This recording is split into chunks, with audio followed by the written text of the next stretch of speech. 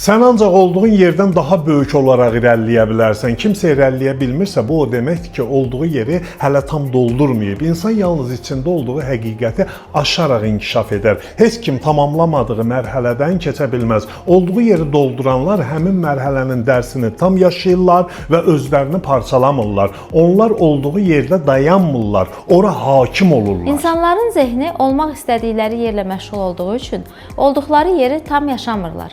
Onlar həmişə sonranın insanlarıdır. Ona görə də irəliləyə bilmirlər. Çünki həyat insana istədiyini vermir, daşıya bildiyini verir. Kainat mərhələlərlə işləyir və hər mərhələ növbəti mərhələ üçün konteyner hazırlayır. Əgər konteyner kiçikdirsə, enerji sistemi dağıdar. Bu yüksək gərginlikli enerjini zəif kabellə əldə etməyə çalışmağa bənzəyir. Bunun nəticəsini özünüz bilirsiniz. Tırtıl inkişafını tamamlamasa kəpənəyə çevrilməz. Toxum əvvəlcə torpaqda qalmalı, parçalanmalı və toxum olmağı axıracan yaşamalıdır. Əks halda ağac olma potensialı reallaşmaz. İnkişaf niyə daxilən böyümə tələb edir? Çünki böyümə sadəcə boyatmaq deyil, mürəkkəbliyi, daşıma qabiliyyətinin güclənməsidir. Kiçik stəkanın okeanı daşıya bilməməsi kimi, kiçik şüur da böyük həyatı daşıya bilmir.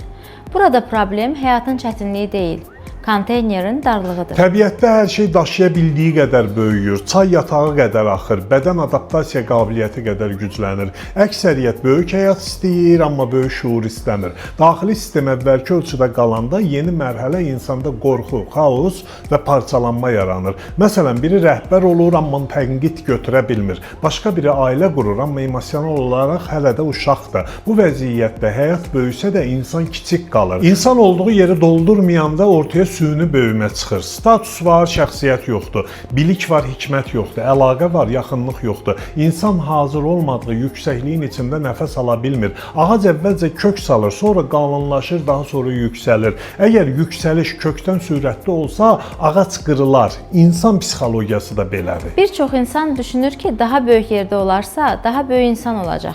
Halbuki bunun əksi doğrudur. Daha böyük insan olduğun üçün daha böyük yerə keçirsən. Bu prinsip cəmiyyətlər üçün də qüvvədədir. Dünya texnoloji olaraq böyüyür, amma zehinlər eyni sürətdə böyümürlər. Demokratiya artır, amma kollektiv məsuliyyət şuuru inkişaf etmədiyi üçün azadlıq bəzən xaosa çevrilir.